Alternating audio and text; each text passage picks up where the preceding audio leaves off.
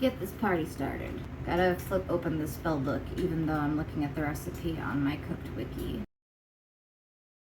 Making a mango cream tart with mango whip. A lot of people on Facebook said to do it with tahini seasoning, so we're gonna work that in somehow. It's got a coconut infused pastry shell, and then it gets mango pastry cream and mango whipped cream, and I'll probably put some star sprinkles on top, and then tahini somehow. We're gonna figure that out. Now in a food processor, 312 grams of AP flour, 25 grams of sweetened desiccated coconut, 40 grams of sugar. Actually, I used 30 grams of coconut because I said screw it. And a little bit of salt. I just turned the fan off so it'll be a little less background noisy in here. Also, 2 sticks of butter cubed. I like to do my cubes in like 1/2 inches. That's going in there. I pulse it till it resembles fine crumbs. It's pretty crummy. Also, the dough gets 2 egg yolks and 30 grams of heavy cream. Pulse it again until it looks like dough. My food processor is pretty fast.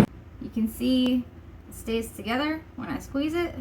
It's ready to get pressed into a tart shell, I think. Tart pan shell. So I'll see this coconut crust in 2 hours. I'm gonna start the mango pastry cream while the tart dough is chilling. I'm gonna bake that off separately, and then once the pastry cream is cooled, I'll just fill the sucker. Awesome. So for the mango pastry cream, I'm going to whisk vigorously some mango puree, eggs, lime juice, chili powder, and that's it. Sugar together on over a double boiler until it comes together real thick and light. Then I'm gonna add some butter to it while it's still hot. Stir, stir, stir. It should smooth out, and then we'll just spread that shit on a sheet pan and wait for it to cool. And it's gonna take a while for this to come up to the right temperature, so I'm gonna be standing here for a minute. I'm gonna give it like a healthy amount of chili powder, honestly. Does this constitute a healthy amount? We'll see. I'm like trying to find an angle here that doesn't make me look crazy with the light behind me. I'm using Kerrygold for my butter today. I happen to have some, and I just felt like it was the time. I used regular butter for the crust. I'm using Kerrygold for the pastry cream. I'm gonna be temping this and whisking it until it's 170 degrees. So this is what it looks like right now. It's very mango-y, and you can see the little flecks from the chili. I'm sorry about my stove, guys. As always, it's not dirty, it's just black, I promise. You gotta do this for a freaking minute. Loves it. Right now it's at 130 degrees, so it just needs a little bit longer. This recipe wants me to incorporate the butter in a blender, but I'm not gonna do that, and I hope that that is a good decision. 155. This is actually, despite being mango cream, this is one of the more, like, it's one of the simpler pastry cream recipes. Is it still pastry cream if there's no, like, whipping cream in it? So I'm gonna take it off the heat, let it cool a little bit, and then add my butter, 1 tablespoon at a time. See how it coats the back of a spoon when you dip it in? Done. Clean your shit up a little. So I'm gonna add my butter a tablespoon at a time. And you just whisk and whisk. Throw in the next one. Yeah, get a little grease on those fingers. I don't even know if this constitutes as pastry cream. Like, what if it's just mango cream like the recipe said? What if the real mango cream was the friends we made along the way? And that's pretty much the last of the butter, and this is pretty cooled off now. So I'm gonna put some plastic wrap over it and let it chill for like 3-4 hours. I'm gonna add more chili powder because I think it could use it. And now it's perfect. Now we're gonna put some plastic wrap.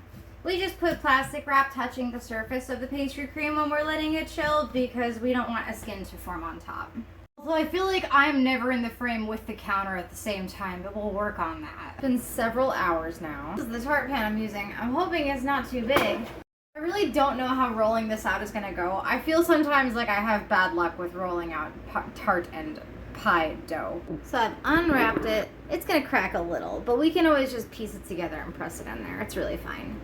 Also today, I'm gonna try rolling it out between 2 sheets of parchment paper instead of on a floured surface and just hope that that works. I've got a rolling pin with measuring rings. For tarts, I like to use the 6mm ring. It's just 1/4 inch.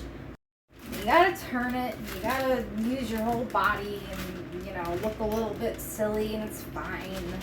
And the nice thing about the measuring rings is that they stop the rolling pin, so no matter how hard I push, basically this is never gonna get any thinner than 1/4 inch thick. If I want it to be thinner than 1/4 inch thick, I can just put on the next size down of the measuring ring.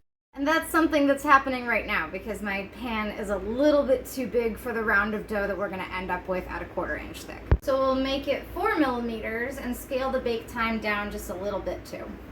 I'm so excited to taste this part. I like to just eat the pit of the around the pit of the mango like a barbarian, and if you don't or think that's weird, I don't trust you. Here comes the really satisfying part. Ready?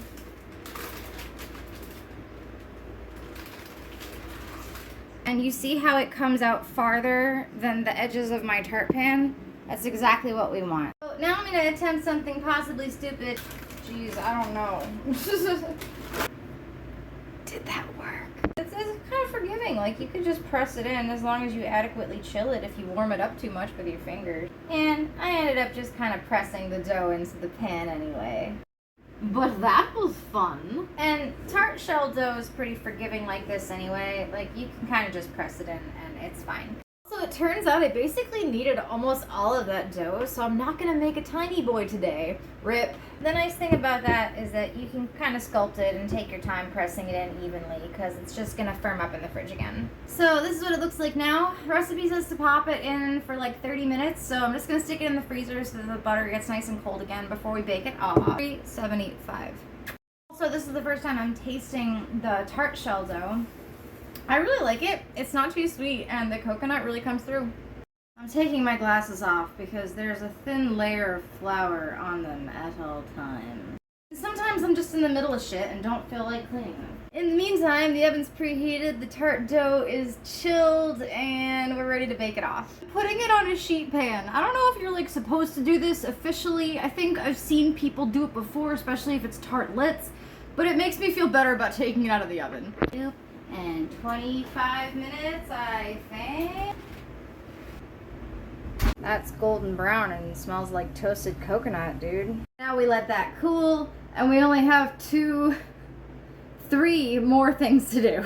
I think we have too much mango cream. Oh no, whatever shall we do? So now the tart shell's cooling, and we're gonna make our mango whipped cream, which I'm actually incredibly excited for. Are you fucking kidding me? And my balloon whisk attachment in the freezer for a little while because it's a really hot day and you want the bowl to be nice and cold so that the cream comes together. Ugh. I know how to use a stand mixer. Just whipping together some heavy cream, some powdered sugar, and some of our mango cream that we just made. Super stoked because there's just enough mango whipped cream to do like the cloud formations that I wanted to do. Because this is supposed to be kind of like a light mode version of that espresso ganache tart with the stars that I did a while ago. This is like so not the angle to do this from. Yeah, smooth it out a little bit in a way that looks nice. Okay. Time for the fun part. I got the mango whip and I'm just gonna go for it pretty much. And that's gonna have to do it.